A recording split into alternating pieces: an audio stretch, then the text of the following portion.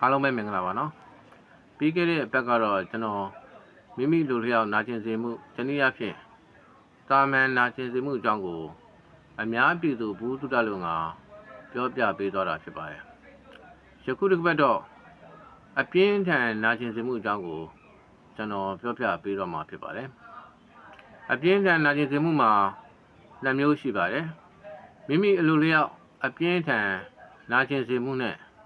ဘေးဖြစ်စေသောလက်နက်သို့သည်မဟုတ်နည်းဖြင့်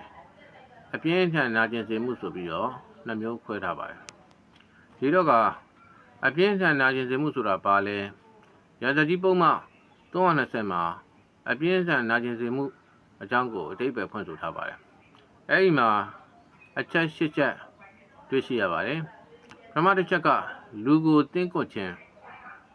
တနည်းအားဖြင့်လုံညွတ်တောင်းအောင်လုပ်မယ်ဆိုရင်အပြင်းထန်နာကျင်စေမှုများပါတယ်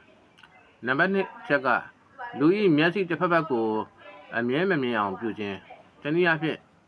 မျက်လုံးနှလုံးလုံးကန်းရမလို့တစ်ဖက်ဖက်ကန်းသွားမယ်ဆိုရင်လည်းအပြင်းထန်နာကျင်စေမှုများပါတယ်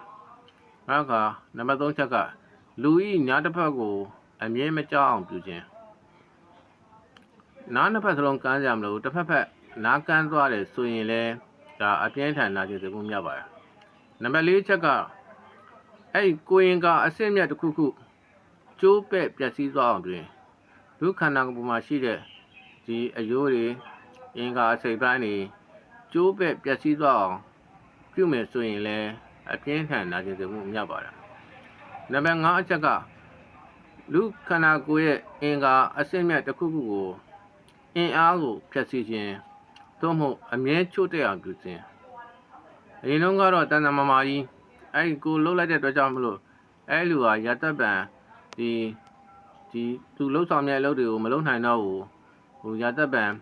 ချိနေသွားမယ်အယိုးအင်အားတွေဒီအစင်းမြတ်အင်အားတွေချို့တက်သွားမယ်ဆိုရင်လည်းအပြင်းထန်နာကျင်စေမှုများပါတယ်နံပါတ်6ကဥကောင်းကိုဖြစ်စေ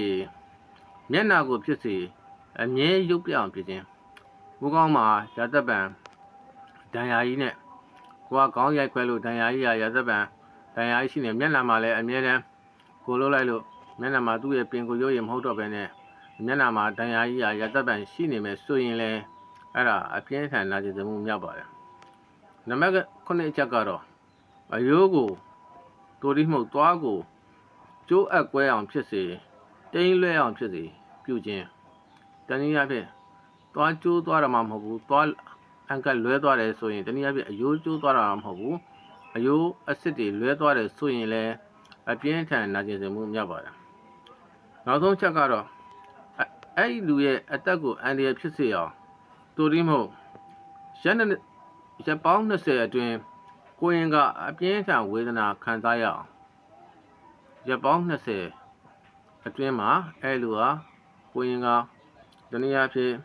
အပြင်းထန်ဆေးရုံတက်ရမယ်ဆိုရင်တိုးတိမှုရက်ပေါင်း20အတွင်းသူအမြဲတမ်းလှုပ်ဆောင်နေမြဲဖြစ်တဲ့အလုပ်တွေကိုမလုပ်နိုင်ဘူးဆိုရင်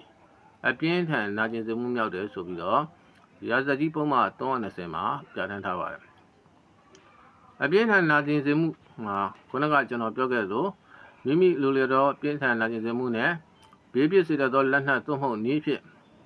မိမိအလိုလျောက်အပြင်းထန်နာကျင်စေမှုဆိုပြီးတော့နှစ်မျိုးပြန်ခွဲပါတယ်ရာဇကြီးပုံမှန်325မှာတော့မိမိအလိုလျောက်အပြင်းထန်နာကျင်စေမှုရဲ့ပြစ်ဒဏ်ကိုပြဋ္ဌာန်းထားပါတယ်မည်သူမဆိုအခြားသူတဦးတယောက်ကိုမိမိအလိုလျောက်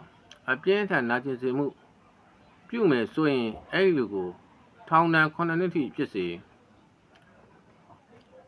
ချမှတ်ရမည်ဖြင့်ဝေဒဏ်လည်းချမှတ်ရမည်ဟုပြဋ္ဌာန်းထားပါတယ်ထောင်ဒဏ်9နှစ်ထိထောင်ဒဏ်တစ်မျိုးမျိုးချမှတ်ရမည်အပြင်ဝေဒဏ်လည်းချမှတ်ရမည်ဟုပြဋ္ဌာန်းထားတဲ့အတွက်ကြောင့်မို့ထောင်ဒဏ်ကအဖြစ်မနေချမှတ်ရမှာဖြစ်ပါတယ်ဘေးဖြစ်စေသောလက်နက်သို့သည်မဟုတ်နည်းဖြင့်မိမိလိုလျောက်အပြင်းထန်နာကျင်စေမှုနဲ့ပတ်သက်ပြီးတော့ပြစ်ဒဏ်ကိုတော့ရာဇကြီးပုံမှန်326မှာပြဋ္ဌာန်းထားပါတယ်အဲဒီမှာတော့အများကြီးပါပဲတနည်းအားဖြင့်ဓာလန်လက်နက်တနည်းအားဖြင့်လေးမြားမီးသို့မဟုတ်အစိတ်အက်ဆစ်တိရစ္ဆာန်တစ်ကောင်ကောင်ဖြစ်စေဘေးဖြစ်စေသောလက်နက်တစ်ခုဖြစ်စေမည်သူမဆိုတဦးတယောက်သောသူဟာအပြင်းထန်နာကျင်စေမယ်ဆိုရင် အဲ့လူကိုတသက်ကျွန်းတန်ဖြစ်စေ10နှစ်ထိထောင်ဒဏ်ဖြစ်စေချမှတ်ရမည်အပြင်ငွေဒဏ်လည်းချမှတ်ရမည်ဟုပြဋ္ဌာန်းထားပါတယ်အားလုံးကိုကျေးဇူးတင်ပါတယ်နော်